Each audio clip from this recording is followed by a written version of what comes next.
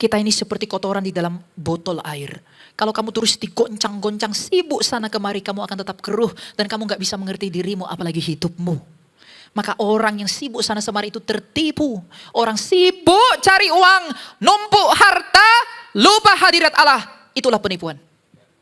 Tapi kalau kita berdiam diri, kotoran itu akan mengendap ke bawah. Kamu berpikir jernih. Dan kamu bisa mengetahui siapakah kamu sebenarnya di hadapan Allah.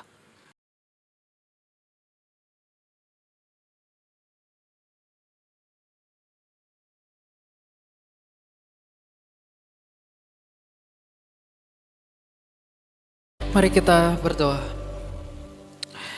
Tuhan, kami bersyukur kepadamu di dalam segala sesuatu, mengenai segala sesuatu dan untuk segala sesuatu. Bahwa pada hari ini Engkau mempertemukan kami kembali dalam persekutuan ini. Engkau menghadiahkan kami suatu hari yang baru yang menjadi tanda kesetiaan-Mu menanti pertobatan kami. Tuhan, pada saat ini kami mau mendengarkan kebenaran dari firman-Mu. Terlebih dahulu kiranya Tuhan berkenanlah Engkau untuk mengampuni segala dosa dan pelanggaran kami. Agar melalui pengampunan yang daripada-Mu, kami memiliki sukacita dan hati kami siap menjadi tanah yang subur untuk ditaburi firman-Mu yang hidup. Sembuhkanlah kami oleh karena luka-luka dosa yang menggerogoti kami. Melalui firman-Mu yang mengajar kami bagaimana seharusnya kami mengikut Engkau. Tuhan, Engkau yang menolong hamba-Mu yang hina yang tidak berguna ini untuk dapat menyampaikan kebenaran-Mu. Agar melalui perkenanan dan pertolongan-Mu maka terpujilah Engkau di dalam kekayaan kasih karunia-Mu terhadap orang-orang berdosa yang mencari wajah-Mu. Tuhan, Engkau yang membantu kami bagaimana seharusnya kami mengetahui kehendak-Mu. Dan apabila segala sesuatu yang tidak kami harapkan terjadi pada hari ini, biarlah kami tidak lupa bahwa segala sesuatu berasal daripada-Mu dan ada di dalam kedaulatan-Mu. Agar dengan jalan pikiran dan sikap hati yang demikian, kami dapat menjadi garam dan terang untuk menyampaikan kebenaran-Mu melalui cara hidup kami. Terpujilah Engkau Tuhan kami Yesus Kristus, dengan Bapa-Mu yang mulia mengutus Engkau bagi dunia, dan Roh-Mu yang kudus yang membawa dan menuntun kami kepada seluruh kebenaran-Mu untuk sekarang dan selalu dan selama-lamanya. Amin. Amin. Ya, shalom, silakan duduk Bapak Ibu. Kalau tadi sesi pertama kita telah belajar mengapa kita harus mengikuti Yesus, ternyata alasan kita harus mengikuti Yesus adalah bahwa hanya Dia satu-satunya yang telah bangkit dari mati dan telah mengalahkan kematian. Yang dicari oleh seluruh manusia adalah hidup, yang paling ditakuti seluruh manusia adalah kematian. Maka kalau manusia mencari hidup dan takut pada kematian, harusnya tidak ada alasan baginya untuk menolak Dia, Yesus Kristus yang telah mengalahkan kematian melalui kebangkitannya dan memberikan hidup melalui hidupnya juga. Karena semua orang besar, semua orang hebat, semua orang kaya, semua orang kuat, semua orang pintar telah mati di dalam kuburan. Yang artinya semua yang mereka miliki tidak bisa memberikan mereka hidup. Dan semua kekayaan yang mereka punya tidak bisa meluputkan mereka dari kuasa kematian. Hanya Dia, Yesus Kristus, satu-satunya yang telah mempermalukan kematian dengan anugerahnya. Oleh karena itu, tidak ada alasan bagi siapapun, dari agama manapun, dari bangsa manapun, untuk menolak Yesus Kristus kalau dia ingin hidup dan tidak takut pada kematian. Karena Kristus mengatakan, Akulah jalan dan kebenaran dan hidup, maka Dia menjadi jawaban untuk semua agama yang berusaha jadi jalan. Dia menjadi jawaban untuk seluruh filsafat yang berusaha jadi kebenaran. Dan Dia menjadi jawaban untuk seluruh manusia yang sedang memperjuangkan hidupnya. Maka sekarang itulah obat yang telah kita dengar, yang bahwa Dia menerima kita pada dirinya sendiri dan Dia memperkenankan kita untuk dapat mengerti hikmat-Nya yang mulia itu. Maka pada saat ini kita harus mengerti bagaimanakah aku mengenali Dia. Topik pada hari ini adalah peperangan batin dan pertobatan. Kristus mengajak kita untuk bertobat. Dia mengatakan, carilah dahulu kerajaan Allah dan kebenarannya, maka semuanya ditambahkan kepadamu, percaya dan bertobatlah. Peperangan batin itu apa? Kalau kita tahu Kristus adalah obat bagi jiwa manusia, maka obat itu hanya berguna bagi mereka yang mengenali sakitnya. Kristus hanya akan berguna bagi mereka yang mengenali dirinya. Kalau kamu tidak mengerti dosa, kamu gak akan mengerti hidup. Kalau kamu gak mengenali dirimu, kamu gak mungkin bisa mengenali Allah. Kejadian 3 adalah pasal di mana manusia jatuh ke dalam dosa. Itu adalah semua karakter, ciri, dan bagaimana dosa itu bekerja. Satu hal yang menjadi kodrat daripada manusia setelah kejatuhan adalah manusia itu berusaha untuk mencari rasa aman. Ketika manusia itu jatuh ke dalam dosa, Adam itu tidak mencari Allah untuk bertobat. Dia malah pergi bersembunyi, dia pergi dengan ketakutannya dan dia menyembunyikan rasa takutnya dengan memetik daun pohon ara menutupi pelanggarannya sendiri.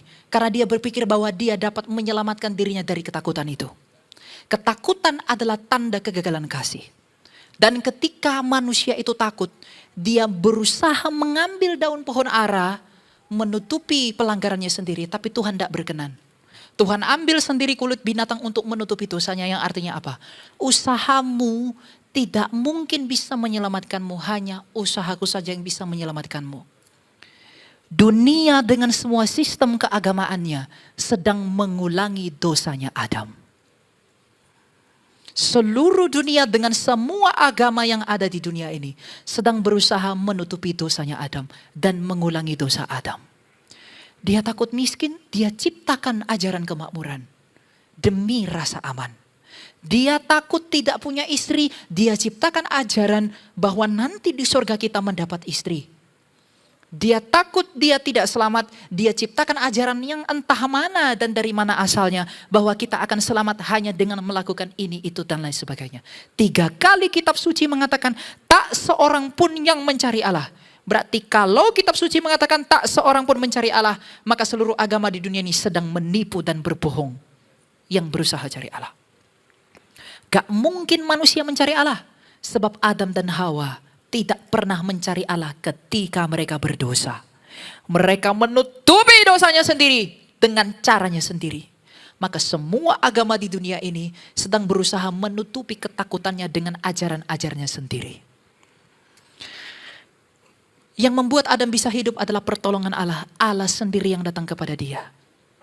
Maka yang bisa membuat kita hidup hanyalah oleh karena Yesus Kristus yang mendatangi kita dan menyadarkan kita akan dosa-dosa kita. Inilah peperangan batin.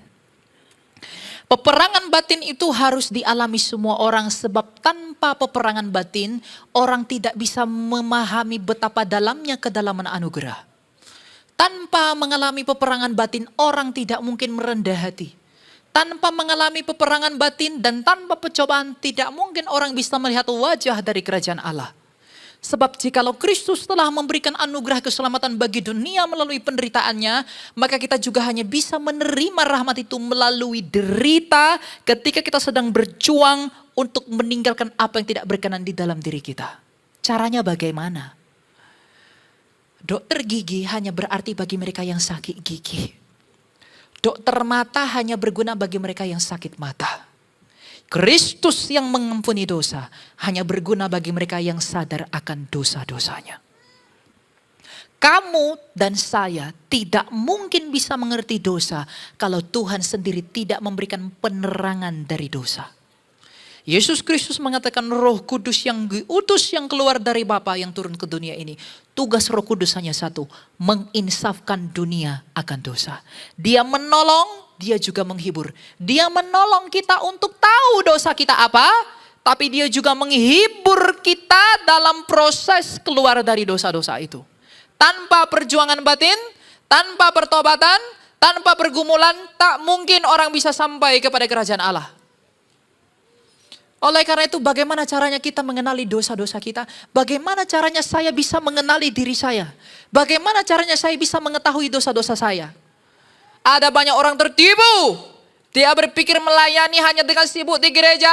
Senin main padel, Selasa ke salon, Rabu pacaran, Kamis pergi ke tempat makan, Jumat doa, Sabtu main-main, Minggu ibadah. Setelah itu tidak ada waktu untuk mengenali Allah. Kamu pikir dengan di gereja terus berdiri, kamu bisa kenal Tuhan? Tidak. Inilah pentingnya Sabat. Sabat itu adalah berdiam diri. Hukum 1-10 adalah 10 dasar titah dari Allah. Hukum 1-3 adalah hukum yang mengatur manusia terhadap Allah. Hukum 4 adalah Sabat. Hukum 5-10 adalah hukum kepada manusia. Hukum Allah dengan hukum manusia hanya bertemu melalui Sabat. Hukum 1-3 dihubungkan oleh hukum Sabat, baru hukum 5-10. Yang artinya, agar manusia bisa terhubung dengan Allah, kamu perlu bersabat di dalam Kristus. Sabat itu apa? Sabat itu adalah berdiam diri. Kalau kamu nggak melatih dirimu berdiam diri, kamu nggak akan mengenali dosamu. Kalau kamu hanya sibuk event, pesta, main-main, kamu tidak punya waktu untuk berdiam diri di hadapan Tuhan mengenali dirimu. Kamu gak mungkin bisa mengenali dosa-dosamu, yang dengan demikian kamu gak mungkin punya alasan untuk memberi dirimu kepada Tuhan. Tidak. Kita ini seperti kotoran di dalam botol air. Kalau kamu terus digoncang-goncang, sibuk sana kemari, kamu akan tetap keruh dan kamu gak bisa mengerti dirimu, apalagi hidupmu. Maka orang yang sibuk sana kemari itu tertipu. Orang sibuk cari uang, numpuk harta, lupa hadirat Allah, itulah penipuan. Tapi kalau kita berdiam diri, kotoran itu akan mengendap ke bawah. Kamu berpikir jernih dan kamu bisa mengetahui siapakah kamu sebenarnya di hadapan Allah. Saya nggak bisa mengerti diri saya, kamu nggak bisa mengerti dirimu kalau kamu nggak latih berdiam diri. Kamu harus coba untuk berdiam diri. Karena dengan berdiam diri, kamu tahu dosamu apa. Kamu tahu dirimu seperti apa. Kamu sadar, Tuhan, aku ini gak benar ya. Aku ini orang yang suka iri loh Tuhan.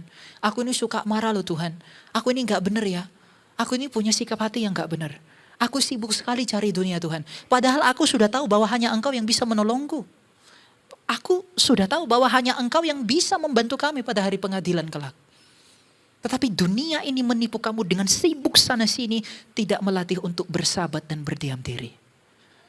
Wahai anak muda dan orang tua, kamu harus melatih dirimu untuk berdiam diri di hadapan Tuhan. Agar dengan berdiam diri ada pertobatan. Dengan berdiam diri kamu tahu, Tuhan tolong aku di dalam bantuan daripada Roh-Mu untuk mengerti apa dosaku. Jiwa yang menangis bukan putus asa. Air mata dalam berdiam diri itu diperlukan. Air mata itu bukan karena putus asa, tapi karena kerinduan yang mendalam akan Tuhan. Air mata itu penting sekali bagi semua orang karena air mata itu menyuci hati. Semua kesombongan, semua ketamakan, semua kepahitan itu hanya bisa dicuci oleh karena air mata yang adalah kesadaran kita akan diri kita siapa. Jadi bukan orang yang bermujizat orang yang hebat. Bukan orang yang bernubuat orang yang hebat. Orang yang hebat adalah orang yang ngerti dan sadar dosa-dosanya. Karena dengan mengerti dosa-dosanya melalui berdiam diri, dia akan datang kepada Tuhan menyerahkan dirinya. Tuhan, bahwa ternyata aku ini adalah orang berdosa yang gak mampu berbuat apa-apa. Aku ingin memberikan diriku kepadamu.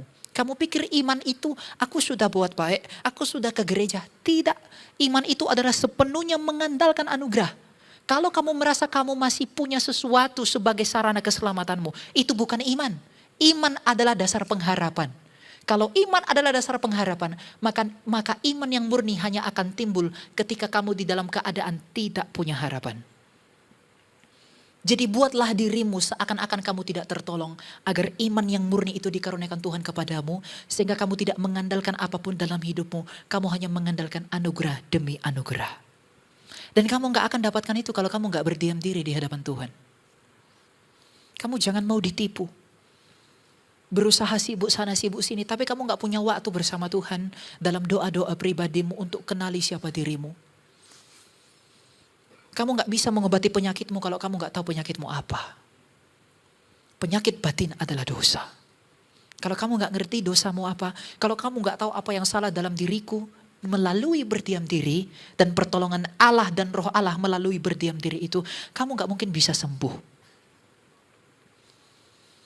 Dengan cara itu dan dengan hal yang demikianlah kita bisa mengenali Allah. Ayat yang kita bawa dari ayat ini adalah perkataan Kristus sendiri dalam Matius pasal ke-12 ayat yang ke-29. Dia berkata, atau bagaimanakah orang dapat memasuki rumah seorang yang kuat dan merampas harta bendanya apabila ia tidak lebih dulu mengikat orang kuat itu, sesudah itu barulah ia merampok rumahnya. Kristus berkata, bagaimana mungkin kamu seorang pencuri merampok rumah orang lain kalau dia tidak mengikat orang kuat di dalam rumah itu? Artinya apa? Bagaimana mungkin kamu bisa melatih kehidupan rohanimu kalau kamu tidak mengikat dagingmu terlebih dahulu? Karena dagingmu adalah raksasa dalam dirimu sendiri. Dagingmu itu hanya bisa diikat kalau kamu melatih berdiam diri. Dia menjadi tidak timbul menghasilkan buah kebinasaan kalau kamu melatih untuk menguasai diri. Hindari kesibukan yang tidak berarti. Berbanyak waktu berdiam diri. Untuk itulah Kristus pergi ke gurun, berpuasa. Dia pergi berdoa melipir sebentar. Dia pergi ke sana kemari hanya untuk sendirian berdoa kepada Bapaknya. Agar apa? Di dalam keheningan ada pertobatan. Di dalam keheningan ada keintiman dengan Tuhan. Makanya Tuhan menganjurkan kalau kamu berdoa, masuklah ke dalam kamarmu. Dan di sana hanya kamu dan Bapamu yang tahu. Dosa-dosa saya kamu mungkin gak tahu. Tapi Tuhan saya dan Bapa rohani saya tahu. Dengan demikian kita dibantu, ditolong oleh Roh Kudus dengan diterangi batin kita. Batin itu hanya bisa diterangi oleh roh. Tapi kadang Allah tidak menampakkan wajahnya kepada kita. Kadang kita udah berdoa terus, kadang kita udah berdoa secara tekun tapi kita tidak melihat hasilnya. Bukan karena Tuhan meninggalkan kamu, tapi Tuhan ingin melihat ketekunanmu dan agar rasa rindumu lebih kuat terhadap Dia. Jadi kalau hari ini anak-anak muda, engkau sedang berjuang meninggalkan dosamu dan kamu melihat sepertinya tidak ada hasil, jangan pernah putus asa. Karena Tuhan bukan menghilangkan dirinya daripada kamu, tapi Dia menjaga jarak dari kamu agar kerinduanmu itu semakin bertambah dan bertambah terhadap Dia. Ketika Tuhan belum mengizinkan pertobatanmu berhasil, itu bukan karena Dia tidak mau kamu bertobat, tapi karena Dia sedang membentuk kerendahan hatimu.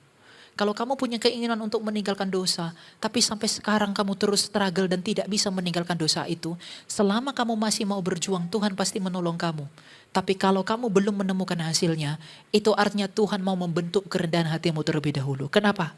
Karena keberhasilan pertobatan adalah sebuah kemuliaan dan tidak semua orang bisa tahan dalam kemuliaan. Lucifer yang duduk dekat dengan Allah, dia adalah malaikat yang diberi kemuliaan yang besar. Sekarang saya tanya, mengapa di surga malaikat bisa jatuh? Padahal di sana tidak ada dosa. Di surga itu nggak ada dosa, tapi kenapa dia bisa sombong? Kenapa dia bisa memberontak dan kenapa dia bisa jatuh? Apa yang dilakukan oleh malaikat ini sehingga dia bisa jatuh, sedangkan di surga tidak ada benih dosa? Semua makhluk itu memandang kepada Allah. Tapi ketika malaikat ini Tuhan berikan kemuliaan yang tinggi dan ia mulai memandang kepada dirinya, benih dosa itu timbul dan dia terbuang. Maka kamu pun, kalau kamu mulai memandang kepada dirimu sebagai yang mulia, pada saat itu engkau jatuh. Pada saat yang sama ketika engkau mulai melihat dirimu, kamu tidak memandang kepada anugerah, kamu akan jatuh. Seperti malaikat itu telah jatuh. Jadi kalau saat ini kamu sedang berjuang melawan dosamu dan Tuhan belum mengizinkan kamu berhasil untuk melepaskannya, artinya Tuhan itu mau membentuk kerendahan hatimu dulu agar ketika kamu berhasil dalam pertobatanmu kamu tidak jatuh lebih dalam. Tapi kamu rendah hati. Yang Tuhan ingin dalam hidup orang Kristen itu hanya satu. Kita sadar bahwa kita itu butuh Dia. Yang dimau Tuhan dari dalam hidup kita adalah kita bergantung sepenuhnya kepada Dia, mengandalkan anugerah. Orang yang banyak berdiam diri, orang yang banyak berdiam diri itu akan mengenal ketidakmampuannya sendiri. Dia tidak akan bangga dengan puasanya, dia tidak akan bangga dengan doanya, dia tidak akan bangga dengan kebaikannya, tapi dia akan memikirkan bahwa semua doa, semua puasa, semua kebaikan yang kumiliki adalah sebuah anugerah, yang bahkan anugerah itu bukanlah sesuatu yang layak bagiku untuk kuterima. Itulah orang yang berhasil dalam pertumbuhan rohani. Paulus yang adalah rasulnya Kristus, ketika dia melayani Tuhan, dia mengikut Kristus, dia bertobat 180 derajat. Yang tadinya dia pencela bagi para pengikut Kristus, ketika mengikut Kristus dia bahkan rela untuk dicela. Yang sebelumnya dia adalah seorang pembunuh, ketika ikut Yesus dia rela untuk dibunuh. Yang sebelumnya dia merasa suci, ketika ikut Yesus dia merasa apa? Di antara semua orang kudus, akulah yang paling hina, kata Paulus. Buah-buah hidupnya semakin banyak, tetapi pada saat yang sama batinnya merasa itu bukan karena aku ya Tuhan, tapi itu karena anugerah-Mu, sehingga semakin mengenal Engkau, aku akan semakin merasa tidak berguna. Orang yang semakin belajar kitab suci, orang yang jadi pendeta, orang yang jadi hamba Tuhan kalau merasa dirinya lebih diurapi, lebih suci, lebih baik, itu bukan pendeta. Itu penipu. Karena firman Tuhan adalah obat bagi dosa yang adalah luka, seperti perkataan Yohanes Krisostomos. Dosa adalah luka dan Kristus adalah obatnya. Maka kalau seseorang mengerti firman Tuhan semakin banyak, bukan berarti dia semakin suci. Karena hanya orang yang sakit parah yang butuh dosis yang banyak. Maka orang yang ngerti firman Tuhan semakin banyak, artinya dia semakin sakit, bukan suci. Jadi kamu jangan berpikir seperti para ahli Taurat dan seperti Farisi. Aku ngerti Tuhan berarti aku udah pasti masuk surga. Tidak. Ketika di dalam kemurahan Tuhan kamu semakin mengerti kitab suci, artinya kamu adalah orang yang paling sakit. Butuh banyak hal yang harus diobati dalam diri kita ini. Sehingga kita diperkenankan Tuhan untuk mengetahui banyak obatnya. Yaitu firman Allah. Jadi bahkan dalam pelayanan, dalam perjuangan rohani pun, tak seorang pun tempat bagi siapapun di bawah langit ini untuk memegahkan dirinya ketika dia mengerti banyak firman Tuhan. Saya tidak bisa sombong karena saya bisa khotbah. Saya tidak bisa sombong karena saya melayani Tuhan. Karena semua yang kita terima ini adalah kekayaan kasih karunia Allah ketika dia memperkenalkan dirinya yang suci untuk diberitakan oleh saya pendosa ini. Jadi jangan seorang pun bermegah di dalam apapun yang dia lakukan, bahkan dalam pelayanannya kepada Allah.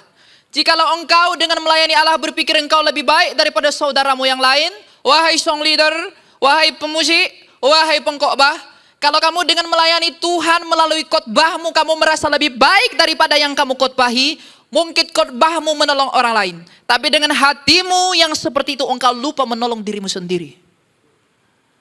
Kalau dengan menyanyi kamu pikir kamu lebih baik dari saudaramu, mungkin kamu menolong orang untuk menyanyi, tapi kamu lupa menolong batinmu sendiri dari jurang kebinasaan. Karena ketika Kristus datang ke dunia ini melayani saudaranya, dia tidak melayani manusia agar dia dilayani kembali. Jadi jikalau kita melayani Tuhan agar kita dilayani manusia, ia tidak lebih baik dari ular berkepala manusia. Dan kalau kita melayani manusia bukan oleh karena Tuhan, maka ia tidak ada bedanya dengan tong kosong yang gemerincing. Karena itu tak punya arti. Maka latihlah kehidupan batinmu untuk mengenali dosa-dosamu. Yang pada akhirnya ketika kita mengenali diri kita, mengenali dosa kita, mengenali Kristus, kita akan sampai di tahap kemiskinan rohani. Karena Kristus dalam Matius 5 membuka ucapan bahagianya dengan berkata, berbahagialah orang yang miskin di hadapan Allah karena mereka yang punya kerajaan surga. Orang miskin di hadapan Allah itu orang yang miskin secara roh. Bukan orang miskin tidak punya duit. Bukan. Tapi miskin secara roh. Itulah yang berbahagia di hadapan Allah. Itu lebih detail nanti saya bahas di sesi ketiga. Tapi sekarang yang paling penting adalah kita harus mau memberi diri untuk mengenali dirimu dulu. Mengenali dosamu. Mengenali apa yang salah dalam dirimu dengan berdiam diri. Gak cukup dengar khotbah. Pengkhotbah itu tidak lebih baik daripada roh Allah yang mendatangi kamu ketika kamu berdiam diri untuk mengenali dirimu. Gak ada guru yang lebih baik, tidak ada penghibur yang lebih baik, tidak ada penolong yang lebih baik selain daripada Roh Kudus. Tidak ada. Dan itu hadiah bagi kita. Jangan sia-siakan hadiah itu. Kamu cari dia. Kamu masuk dalam kamarmu, latih setiap hari. Tuhan, aku mau kenal Engkau. Tuhan, banyak yang salah dalam diriku. Ajar aku untuk rendah hati.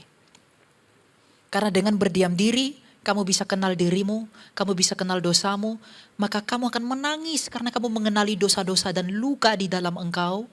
Kamu menangis bukan karena kepalsuan, tapi kamu menangis karena hatimu remuk, kamu menyadari banyaknya dosamu. Maka berbahagialah orang yang remuk hatinya, karena Tuhan hanya menerima orang yang hancur hatinya. Persembahan yang paling baik di hadapan Allah adalah hati yang hancur. Karena dengan hati yang hancur, dia melucuti dirinya dan dia tidak menganggap dirinya sebagai yang berharga. Tapi hanya dia menganggap anugerahlah yang berharga. Jadi kalau kamu merasa dirimu berguna, pada saat yang sama engkau sedang membuat dirimu tidak berguna. Carilah Tuhan. Berdiam dirilah. Maka kamu akan menemukan ketenangan batin yang gak bisa kamu jelaskan. Kamu pikir dengan berlomba-lomba jadi kaya kamu tenang batin? Tidak, makin tersiksa. Aduh, uang saya masih 10 miliar, teman saya 50 miliar. Saya berjudi dong, biar dapat uang makin banyak lagi. Oh, pacar saya cantik, tapi pacar dia orang tercantik nomor 2. Saya harus bisa cari pacar tercantik nomor 1. Semakin engkau mencari dunia ini, kamu akan semakin tersiksa. Batinmu akan puas, dagingmu akan puas, tapi batinmu akan tersiksa. Kamu pikir kebahagiaan itu karena uangmu? Kamu pikir kebahagiaan itu karena benda yang kamu punya? Kebahagiaan itu bukan status bendawi. Kebahagiaan itu status batin. Dan dia yang bisa melegakan batinmu hanyalah dia yang pernah berseru, wahai yang berbeban berat dan letih lesu, datanglah kepadaku, aku akan memberikan kelegaan kepada jiwamu. Siapa itu? Kristus Yesus. Jangan mau ditipu. Kita ini banyak tertipu. Dosa itu jalannya itu halus sekali. Dia tuh gak tampak besar, tidak. Dia tuh dimulai dari hal yang halus. Dosa yang tidak kelihatan itu ada 3. Kesombongan, putus asa, suam-suam kuku. Kesombongan itu gak terlihat. Kamu pikir dengan uangmu lebih banyak dari rekeningmu kamu lebih baik? Kamu udah sombong. Tapi jangan biarkan itu menggerogotimu. Lebih baik mengusir lawan di depan pintu daripada mengusir dia ketika masuk dalam rumah. Maka ketika dosa mengintip di dalam engkau, lebih baik kamu halaukan pikiranmu dari hal-hal seperti itu. Dan dengan demikian kamu cepat luput daripada godaan itu. Batinlah yang rusak pertama sekali di Taman Eden, maka tubuh ini ikut rusak. Sekarang dunia ini menipu kita. Kita pikir dengan cantik, dengan ini tidak keriput, dengan ini tidak ada garis-garis halus, dengan hidung panjang, kamu bisa bahagia? No. Orang rela ke Korea dengan hidung cantik, dengan hidung pesek, dengan hidung yang lebih mungil, aku bisa bahagia. Padahal hidungnya itu kena batu langsung penyot. Tak bisa buat apa-apa. Karena kebahagiaan batin yang sejati tidak akan berpengaruh dari luar, tapi berpengaruh oleh karena Kristus yang memerhatikan dia dari dalam. Karena hikmat Amsal mengatakan, jagalah hatimu dengan segala kewaspadaan, karena dari situlah terpancar hati yang tenang secara batin adalah hati seperti yang Kristus punya. Bayangin, Kristus ketika datang ke dunia ini dia tidak memiliki apa-apa. Serigala punya liang, tapi anak manusia menempelkan kepalanya pun dia tidak memiliki. Tapi dialah satu-satunya yang paling bahagia ketika datang ke dunia ini. Karena dia tidak memiliki beban apapun atas tuntutan dunia. Tapi perhatikanlah orang kaya dan orang kuat di dunia ini. Bukankah mereka tersiksa sekali? Influencer di TikTok mengatakan umur sekian minimal 5 miliar. Umur sekian minimal 10 miliar. Pembodohan. Itu membuatmu berambisi mengejar dunia. Tapi ambisimu itu menimbulkan cinta dirimu yang kuat. Dengan demikian kamu tidak bisa mengenali dan meresapi kesalahan dan dosamu. Dan kamu tidak bisa kenal kepada Tuhan. Tidak ada orang lebih kasihan di muka bumi ini selain daripada orang yang cinta dirinya sendiri. Karena manusia, saya ini sudah rusak, saya ini sudah kotor, tapi saya cinta diri, saya menyukai barang rusak. Saya mencintai barang yang rongsokan. Enggak ada orang yang lebih kasihan selain daripada orang yang cinta diri. Orang yang cinta diri tidak mungkin berdiam diri. Karena orang yang cinta diri sibuk sana sibuk sini demi mencari pengakuan diri. Orang yang cinta diri itu memuaskan manusia, tapi dia tidak pernah memperhatikan kerendahan hati Tuhannya. Dunia ini mengajarkan kamu, do yourself, love yourself. Alkitab tidak ajarkan cintai dirimu, tapi cintailah Allah. Dunia mengatakan, trust yourself, tapi Alkitab mengatakan, apa yang mau kita percaya dari diri kita yang kotor dan berdosa ini? Apa yang bisa saya peroleh kalau saya tidak menerima dari Allah? Termasuk keselamatan. Apalagi anak-anak muda. Hawa nafsu orang muda itu kuat menarikmu. Jatuh, dalam, dan membuatmu tertipu. Kamu punya pasangan, kamu lagi pacaran. Kamu mungkin mengikuti standar pacaran orang lain. Oh, kalau pacaran minimal Valentine bunga warna merah. Bunga warna putih. Kalau dia naik mobil, pintunya minimal dibukain. Princess treatment. Apalagi, aku tidak akan membiarkan wanitaku untuk membawa beban apapun. Segitunya kamu kepada manusia? Tapi pernah nggak kamu berusaha sebegitunya terhadap peperangan batinmu?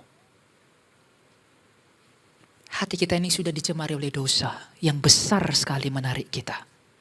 Maka anugerah terbesar adalah mengenali dosa itu. Hanya Roh Kudus yang bisa menolong kita untuk mengenali dosa. Ketika kita mengenali dosa, kita tahu bagaimana lepas. Orang gak akan mungkin menerima obat kalau dia tidak divonis penyakitnya apa. Kalau dia gak tahu sakitnya, dia sakit demam dikasih obat batuk yang gak sembuh. Kalau kamu gak tahu dosa, penyakit dalam dirimu, penyakit batinmu, kamu gak mungkin bisa sembuh. Dan ketika kamu mati dalam keadaan seperti itu, entah kemana kamu akan terikat.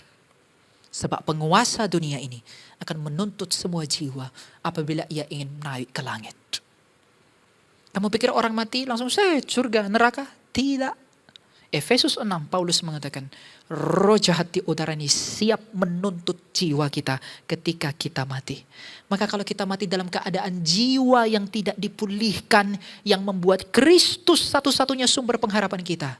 Kita terikat dengan cinta uang, kita terikat dengan ketamakan, kita terikat dengan cinta duniawi, kita terikat dengan hawa nafsu.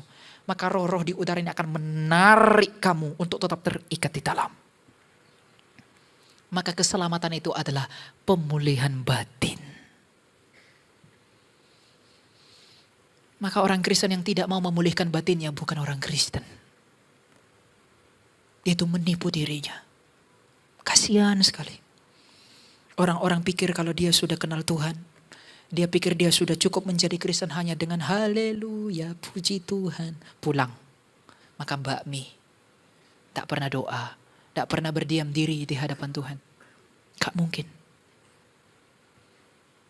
Karena orang semakin mengenali Allah, akan semakin mencari kerendahan hati Allah. Kerendahan hati hanya akan timbul ketika kamu sadar dirimu siapa dan Allah siapa. Kamu sadar dirimu siapa ketika kamu meluangkan waktu untuk mengenali dirimu siapa. Dengan berdiam diri. Latih dirimu berdiam diri, anak muda. Hawa nafsumu itu kuat seperti orang tentara yang mengepung kota dalam pertempuran. Begitu juga dosa itu mengepung kita kanan kiri. Bersyukurlah kalau Kristus sudah menyatakan kerajaan dan mengatakan dirinya agar kita memperoleh jalan dan dengan maksud demikian kita boleh selamat. Kamu hanya akan bisa mengenal hidup kalau kamu mengenal dosa. Karena hidup telah dirusak oleh dosa. Kamu hanya bisa mengenal Allah kalau kamu bisa mengenal dirimu. Kenali dirimu, kenali dosamu, kenali kesalahanmu, kenali penyakitmu, kenali apa yang gak baik dalam dirimu. Dan dalam peperangan batin kadang Tuhan memberikan kamu pergumulan. Sekarang banyak teologi kemakmuran yang sesat.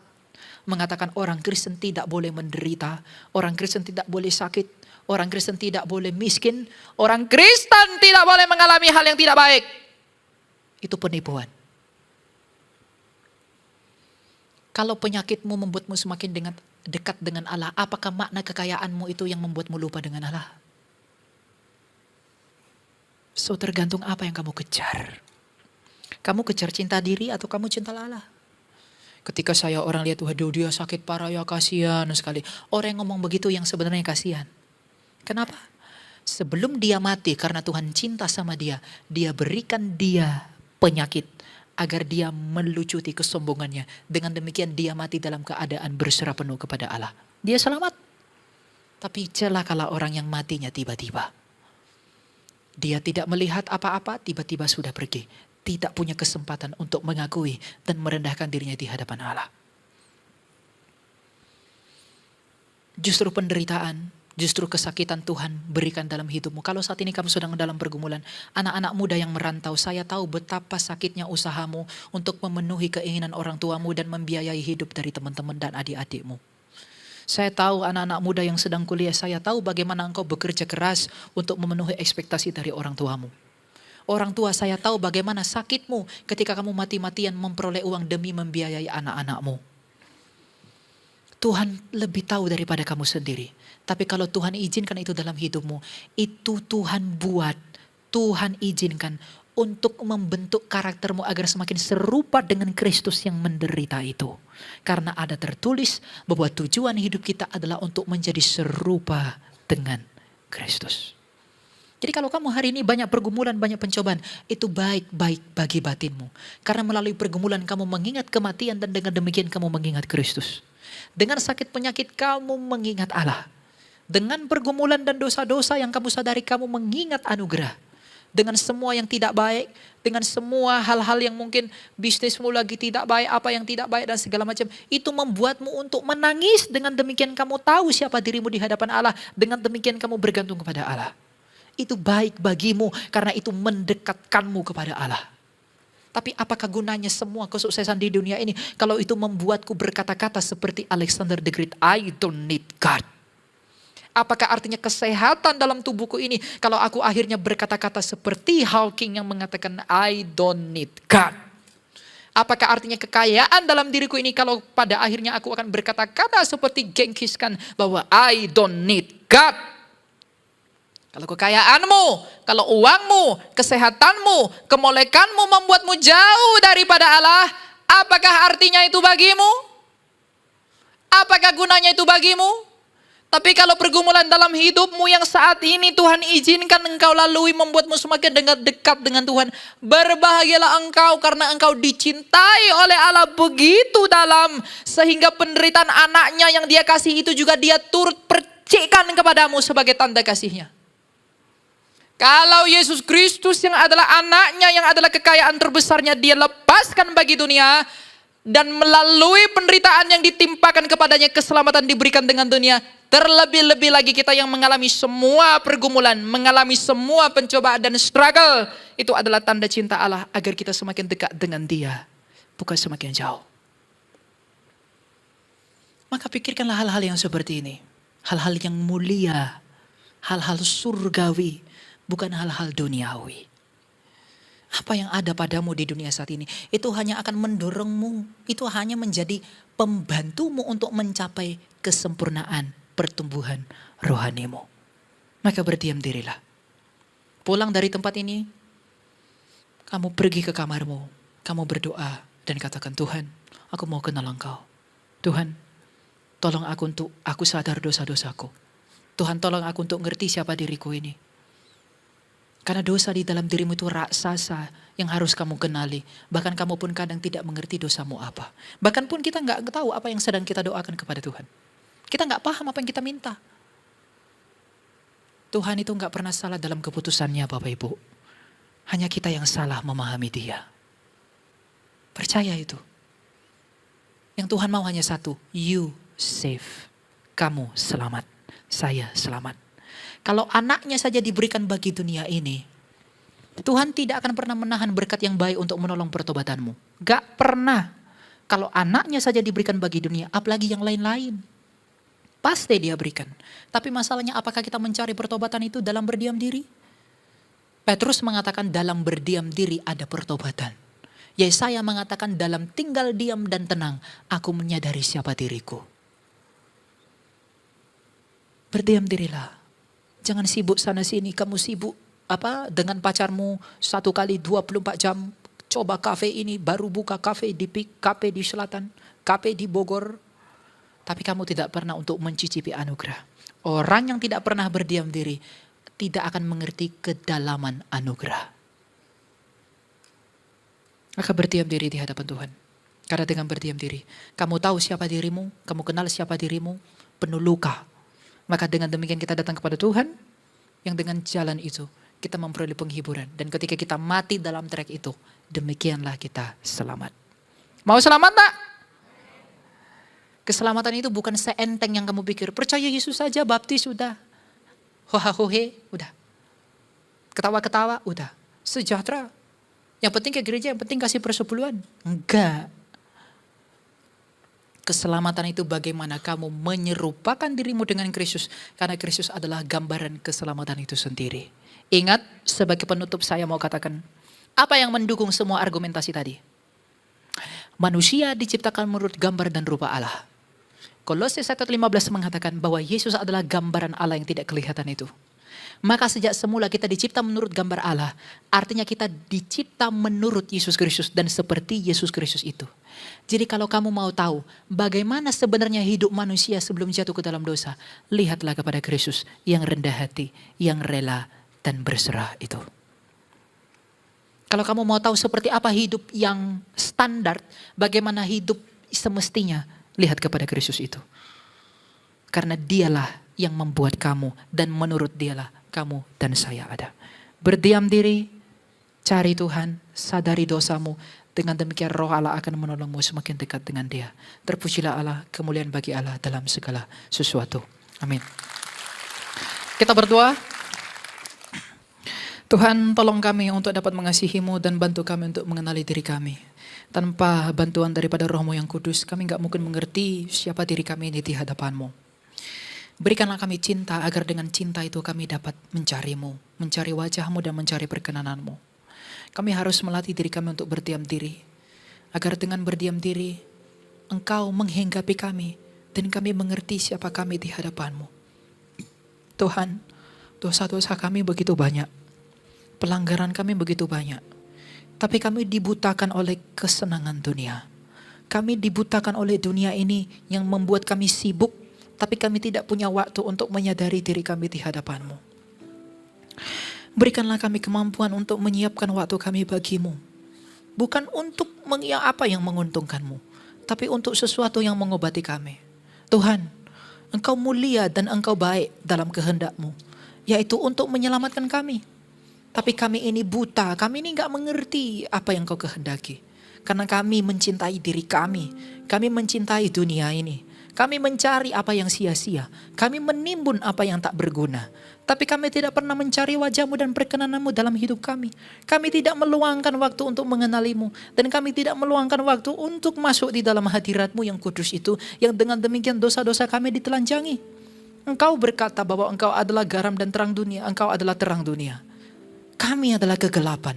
Ketika Engkau terang masuk ke dalam kegelapan jiwa kami ini, maka semakin teranglah apa dosa-dosa itu. Kalau kami tidak mengerti dosa-dosa kami, maka kami tidak menerima Engkau sebagai terang itu. Karena kami masih tetap dalam kegelapan yang buta ini. Maka Tuhan yang adalah terang dunia, datang dan masuklah dalam hati kami, terangilah batin kami dan terangilah jiwa kami.